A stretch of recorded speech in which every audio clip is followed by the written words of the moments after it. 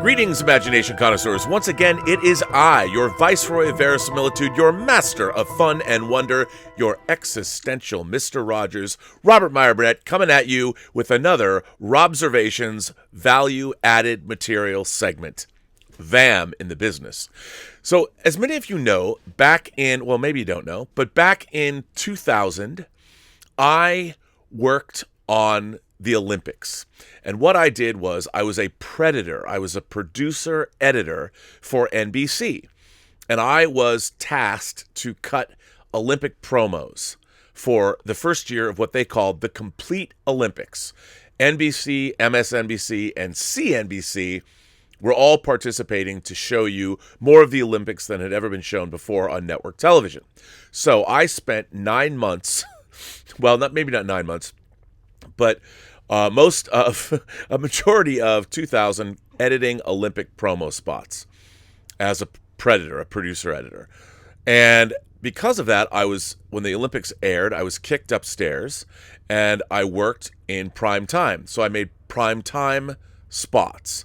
And we did a whole campaign for the beginning of the primetime television season called It's Back to Work, where I brought to bear my work with DVD special edition material, and we went behind the scenes of all of NBC's programs like Will and Grace, Third Rock from the Sun, The West Wing, and we shot those kinds of promos. Well, during that time, the XFL was launching, the Extreme Football League, Vince McMahon's brainchild, doing what he did for football, doing what he did with professional wrestling, he wanted to do it to football.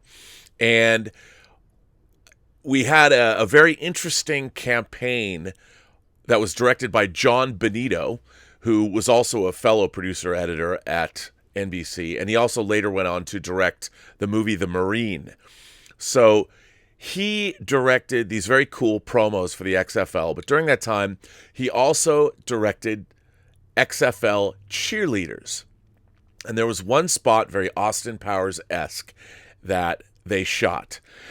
And then there was a lot of footage of girls just spinning around in a locker room that they didn't really have a plan for. And all of this XFL cheerleader footage was given to me. So I helped write the copy, and then, of course, I recorded as the producer-editor of these spots, I recorded temp audio tracks, dialogue. So I read the scripts, I edited the commercials, and then I brought in Don LaFontaine, who is one of the most famous and most recognized voiceover artists ever. And he came in and recorded. I directed him. Well, he didn't really direct Don LaFontaine. He came in and gave you 3 readings, and then he left. But he did the readings for the spots. And when I delivered them to Vince McMahon's office, when they got the spots, I got a phone call back. And they said, we don't want Don LaFontaine's voice on these spots. We want the other guy. And I was like, what other guy? The guy that whoever read the spots first. No, I didn't say that was me. So I went to my boss at NBC and I said, look, they want to go with my temp voiceover readings for the XFL cheerleader spots. And I'm not an actor. I you have to be in the union. We were a union shop at NBC, and you can't just be that way. And my boss said, well, join AFTRA, which is a union for actors. So I had to join AFTRA, and then I had to hire another director because they didn't want anyone to know that it was me whose voice was on the spots. So I had to hire another director to then have me come in and re-record my voice for my own XFL cheerleader spots. So, for the very first time since they originally aired back in 2000, I would like to present to you, you viewers, you imagination connoisseurs, you members of this, the Post-Geek Singularity, I would like to present you my XFL cheerleader spots. And the first one was very much inspired by Austin Powers. Now, I didn't have any editing. The only thing I did to deal with that was I recorded the audio, and then I finished the spots and delivered them to air. But you'll hear my voice on the spots, or on that spot. And then the ones that follow, I edited I recorded the copy, and I really sort of came up with the concept because they didn't really know what to do. Now, first of all, let me give you a disclaimer. In this day and age, these XFL cheerleader spots might be construed as being a little sexist. Oh, who are we kidding? A lot sexist.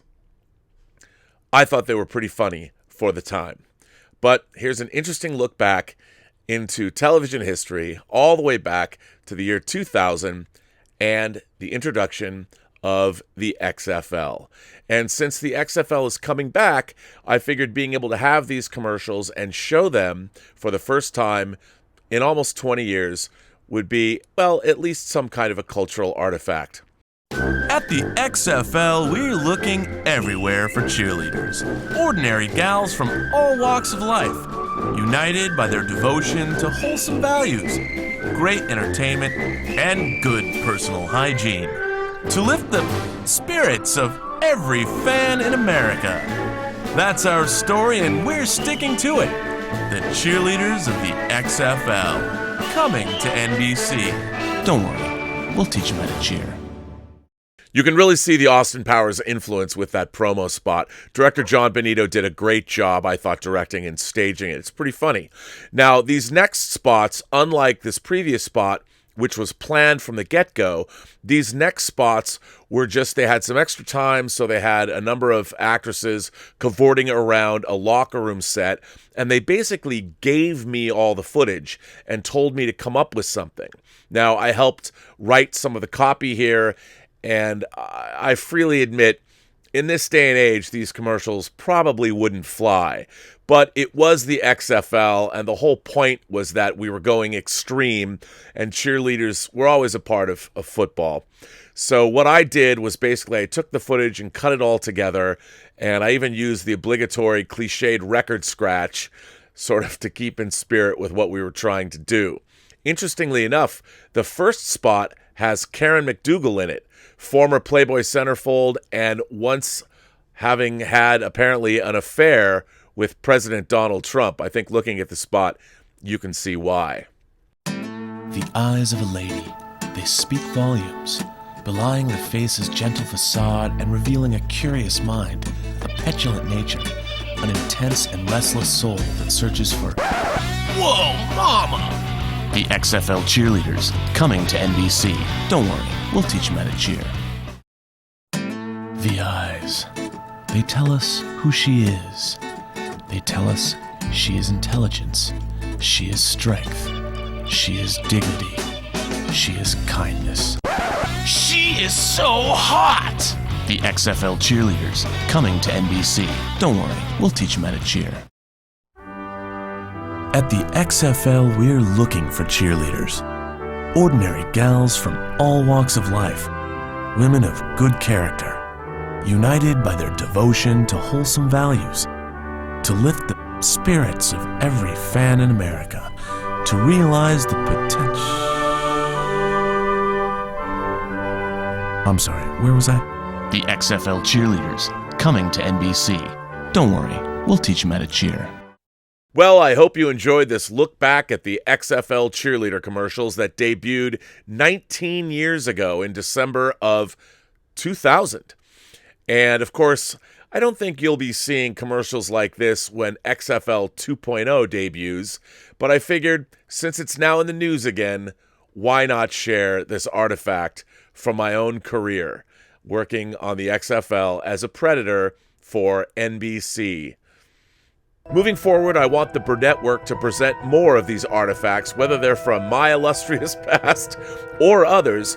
I'm hoping to do more of these value-added material segments. And if you like them, please like, please subscribe, please comment, and please contact me at the Burnettwork.net website with any ideas you might have about new content moving forward. Thank you very much for watching, and as always, have a better day.